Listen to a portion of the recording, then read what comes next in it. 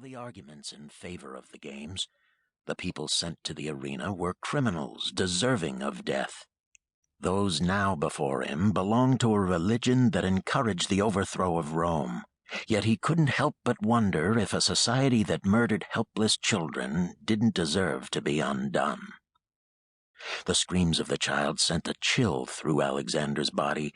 He was almost grateful when the lioness's jaws closed upon that small throat, extinguishing the sound.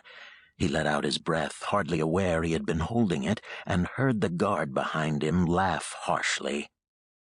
"Hardly a mouthful in that little one." A muscle jerked in Alexander's jaw. He wanted to shut his eyes to the carnage before him, but the guard was watching now. He could feel the cold glitter of those hard, dark eyes shining through the visor of the polished helmet, watching him.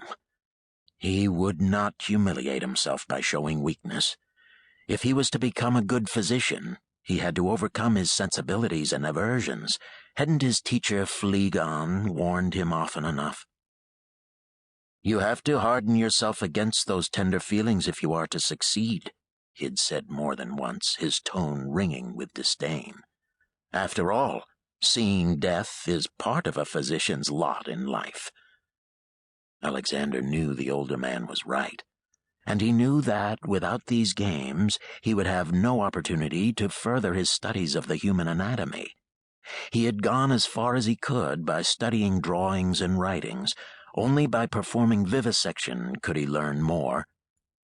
Phlegon had been well aware of his aversion to the practice, but the old physician had been adamant, closing him in a trap of reason. "You say you want to be a physician?" he had challenged. "Then tell me, good student, would you have a physician perform surgeries without first-hand knowledge of human anatomy? Charts and drawing are not the same as working on a human being. Be thankful the games give you such opportunity." Thankful. Alexander watched as one by one the victims went down until the horrific sounds of terror and pain were deadened by the relative quietude of feeding lions. Thankful? He shook his head. No, that was one thing he would never feel regarding the games. Suddenly another sound more dangerous than the lions began to hum. Alexander recognized it quickly, the ripple of boredom, the growing swell of discontent among the spectators. The contest was over. Let the beasts gorge themselves in the dark interiors of their cages rather than tax the crowd with tedious feasting. A dark restlessness swept through the stands like a fire in a cheap tenement. The warning was quickly heeded by the editor of the games. The beasts heard the gates swing open and dug in their claws and teeth more fiercely as armed handlers came out to drive them back into their cages.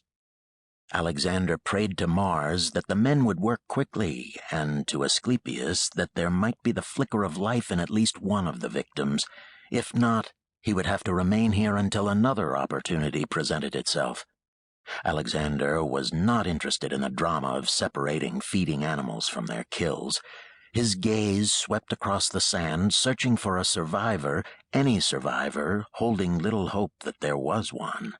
His eyes fell upon the young woman again. No lion was near her.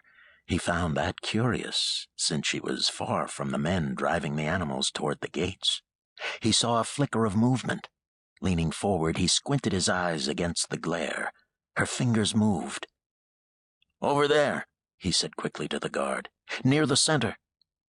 "She was the first one attacked. She's dead." "I want to take a look at her." "As you wish."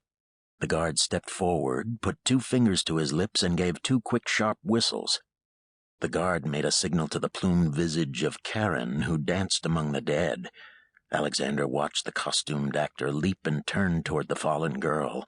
Karen leaned down slightly, his feathered, beaked head turned as though listening intently for some sound or sign of life, all the while waving his mallet around in the air theatrically, prepared to bring it down if there was. Seemingly satisfied that the girl was dead, he grabbed her arm and dragged her roughly toward the door of death. At the same moment, a lioness turned on the animal handler who was driving her toward a tunnel. The crowd came to its feet, shouting in excitement.